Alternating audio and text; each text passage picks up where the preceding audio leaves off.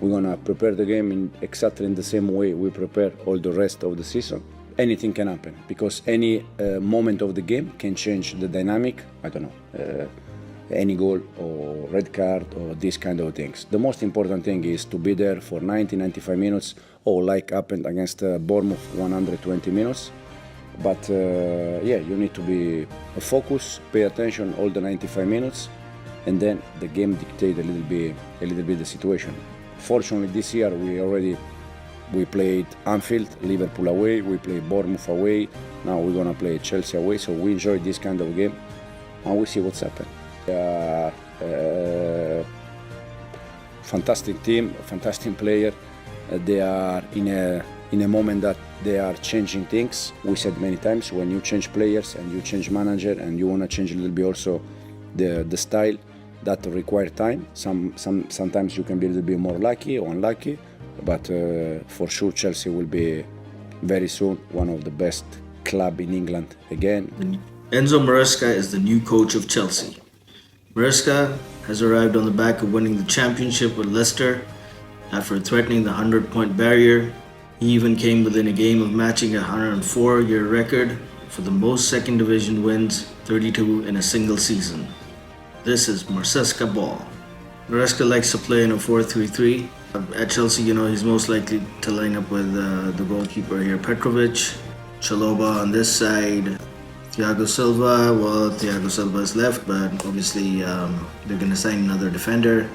Radiushil, Mark Cucurella.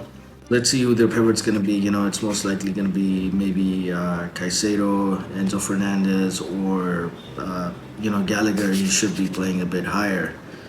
And so, they're going to have these three midfielders.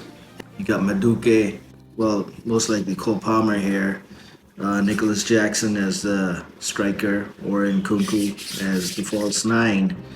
And maybe he's going to give Modric a chance. Let's see how Modric does.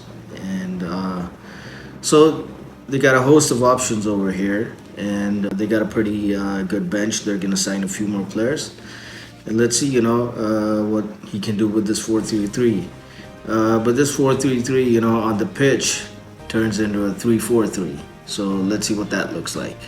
When Chelsea are going to attack under Maresca, what's going to happen is that they're going to play most likely with a back three. So you got these two defenders here, and this midfielder, he probably tucks back, and this becomes a back three with the fullbacks moving high.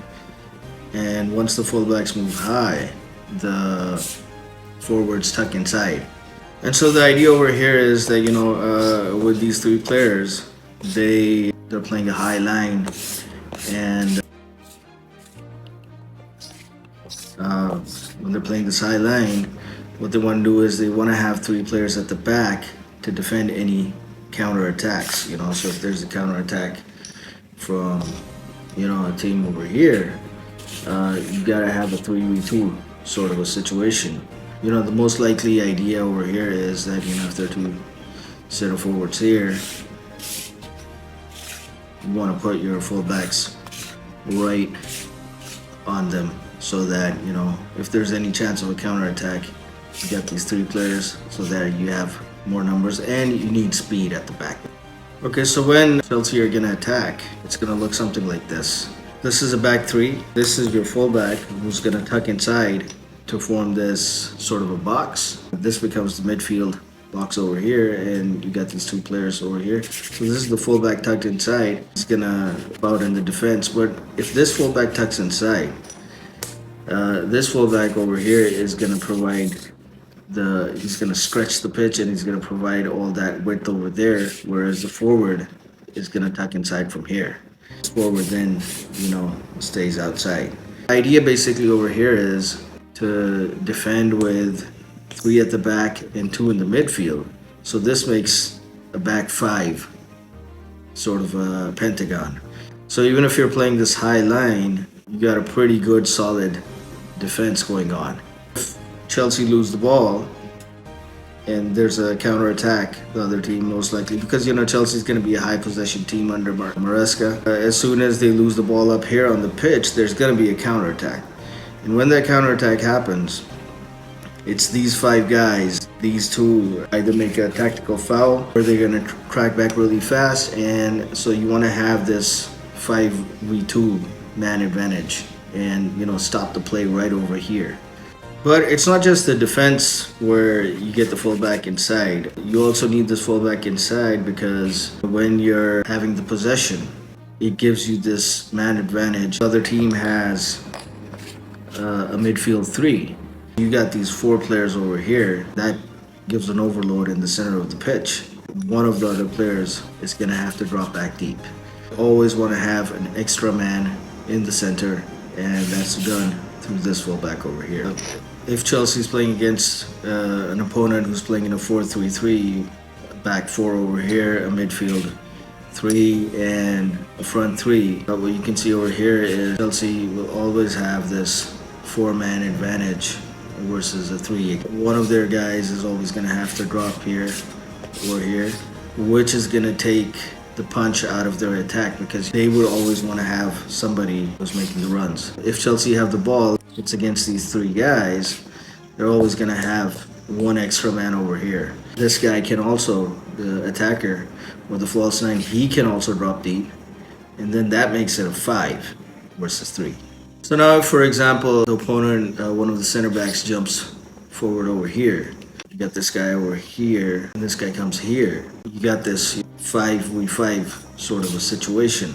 Once they pull this defender out, everything becomes man-to-man, and then they get this huge gap over here because, this guy's here, and then this guy, he's like left a space.